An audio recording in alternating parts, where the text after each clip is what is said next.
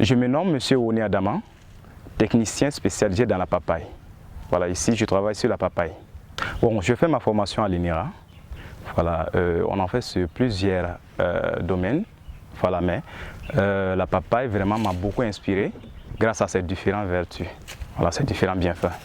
Et cette exploitation appartient à nos responsables ici, M. Doudou Kamara. Voilà, donc ça vaut 5 hectares. Bon, pour le moment, nous avons deux variétés que nous utilisons ici, que nous exploitons. C'est la variété améliorée de l'INERA. Voilà, la variété FBPA1 et la variété FBPAD. La rentabilité de ces variétés vraiment m'a beaucoup inspiré parce que c'est carrément différent des variétés locales que nous produisons ici. La FBPA1 et la FBPAD produisent par exemple par hectare et par un quart d'hectare, on peut récolter minimum 10 à 15 tonnes, voilà, des fruits. Ce qui nous revient, au moins si la production donne normalement, nous pouvons récolter par jour pas moins de 100 000 francs. Nous utilisons des alvéoles pour faire nos pépinières. Déjà, bon, les graines, nous avons eu nos grains à l'INERA, à l'Institut de recherche à l'INERA. C'est l'INERA qui produit nos grains. Quand on a eu ces grains, on utilise des alvéoles, voilà, pour semer ces graines.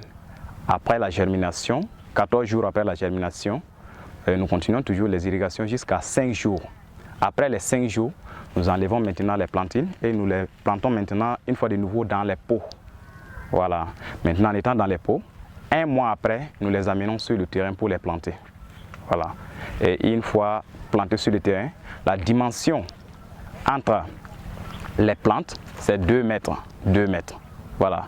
Donc la dimension, c'est entre 2 mètres que nous plantons.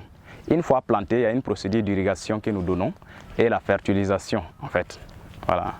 Maintenant, après la fertilisation, il y a les traitements aussi que nous faisons contre les insectes et différentes maladies. Voilà.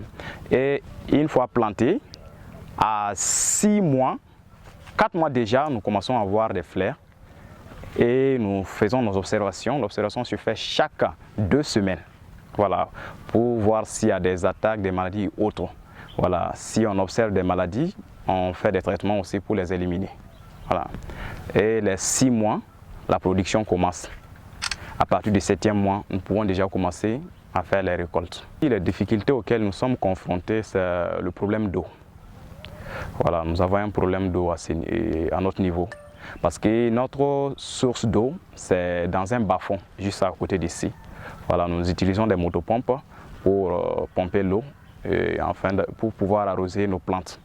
Mais la difficulté que nous avons ici, c'est qu'à un certain moment, c'est-à-dire dans les mois de mars, avril, mai, l'eau commence à tarir.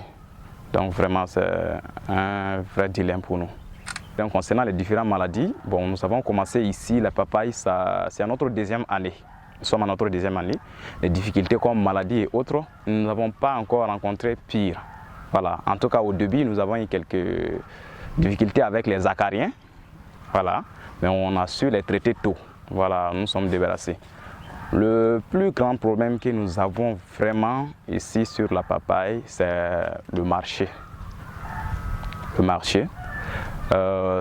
Nos fruits, c'est-à-dire nos produits, ne sont pas achetés à leur prix normal. Voilà.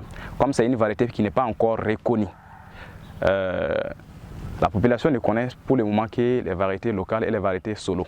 Donc ça, c'est une nouvelle variété qui est mise en place. Ils ne reconnaissent pas ces variétés. Il y a de ça, même quand on emmène nos produits pour les présenter, ils disent que ce sont des variétés locales, des variétés inconnues. Bon, et ne peuvent pas se lancer directement là-dedans. Alors que c'est une variété vraiment très riche, mais qui n'est pas encore connue. Donc nous sommes toujours en train de valoriser notre variété, qui est la FBPA1 et la FBPAD.